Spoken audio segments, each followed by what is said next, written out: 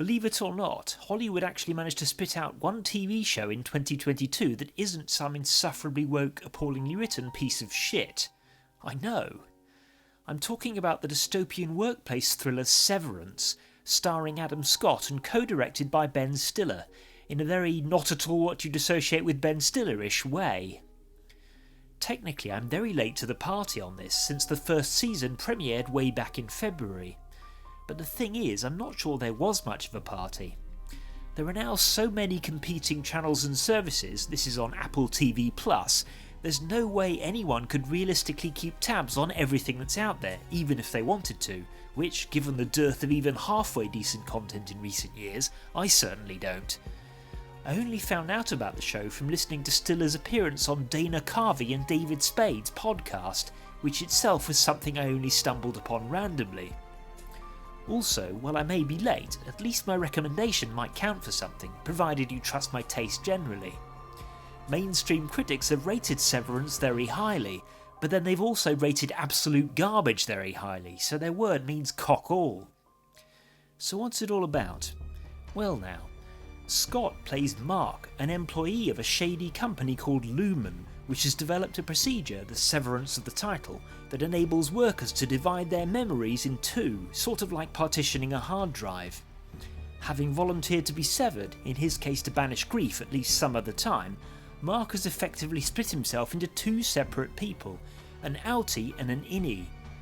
The outie gets to skip over those boring 8-odd hours at the office each day, blinking out of existence on the way down to the severed floor, and reawakening on the return trip, unaware of what he's been up to or even who his co-workers are. The innie, meanwhile, gets the short end of the stick, to put it mildly. Born in the office with no knowledge of his outie's life and forbidden from learning anything meaningful about it, he's destined to live out his truncated days in a creepy retro-futuristic corporate prison with no prospect of parole. Over the course of the season, Innie Mark and his colleagues in the mysterious macro data refinement department, including the newly severed Helly, who tries desperately to escape the fate imposed on her by herself, gradually discover more about their strange underpopulated environment, begin to bond as actual human beings, and collectively go from cowed compliance to outright rebellion. Let's burn this place to the ground. Meanwhile, outie Mark is contacted by his innie's former boss, to him a total stranger, who's on the run after somehow managing to have his memories reintegrated, setting him on a path towards finding out just what the hell is going on down there. That's an intriguing premise for a show, obviously recalling other works that deal with memory manipulation, such as Paycheck and Eternal Sunshine of the Spotless Mind, but original in terms of that manipulation being an ongoing thing, and this resulting in parallel identities. And it's really well executed. The acting is great across the board, the office environments are dripping with mid-century cool yet slightly off-kilter, the endless corridors in particular suggest some disturbing dream from which you can't wake up, and the pacing is measured and deliberate. The show takes its sweet time, trusting you to follow along without needing to have some bullshit shoved in your face every 2 minutes, while also incorporating mini cliffhangers that hook you in for the next episode, building up to the end of season mega cliffhanger. I'm extremely impressed by the writing, and that's not something I'd ever expect to say with regard to a modern Hollywood product. I'm struggling to think of the last show or film to which those words might have applied. I mean, in Top Gun Maverick, when they stole a plane behind enemy lines, I thought I would have done it that way too.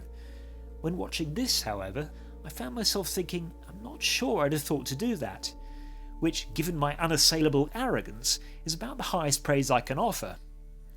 I might well have got too caught up in the details, asking myself, for instance, how many people would realistically volunteer to undergo the procedure? How the fuck do the scanners in the lift work? How can the MDR folk do what they apparently do with the data they're given? How can all the weirdness possibly make sense? These are all valid questions, I think, but the key difference between Severance and your typical plot hole ridden nonsense is that it establishes its parameters and then sticks to them. One lesson the show may offer aspiring writers is that it's perfectly fine to require some suspension of disbelief, so long as you don't keep demanding additional SOD thereafter. I can't say too much without potentially spoiling the story, and it's not like I have any amazing insights to share on this one anyway, but I will say that by the season's end you'll be rooting for every single member of the MDR team, and this is the sort of show you'll want friends and or family members to see, just so you'll have people to discuss it with. Also, Christopher Walken is in it. Maybe I should have opened with that. It's rare to meet a sophisticate. Severance has, worryingly, been compared to Lost, which mercifully I was never fooled into watching, in that it introduces a lot of mysteries which remain, for now, unresolved. Unlike J.J. Abrams though, creator Dan Erickson, who refreshingly seems to have got where he is on merit, and his fellow writers don't appear to be just winging it. Also, the cult-like nature of Lumon may account for some peculiarities. The only thing which could potentially scupper the series, IMO, and it's a shame I have to bring this up, but that's the world they've imposed on us, is wokeness. Could it pull a The Boys and go full-on anti-straight white male in Season 2? Thankfully I think that's unlikely. There are aspects of the show the woke will approve of, and your mileage may vary when it comes to tolerating this stuff, but I don't sense any agenda here, besides encouraging a general distrust of unaccountable secretive giant corporations, which I can't see many viewers having a problem with. The writers seem much too interested in telling a story to turn it into yet another vehicle with which to bash white normativity or whatever, and I sincerely hope I'm right about that. So yeah, if you get the chance, I definitely recommend checking this out. Just never stops, huh? Endless toil.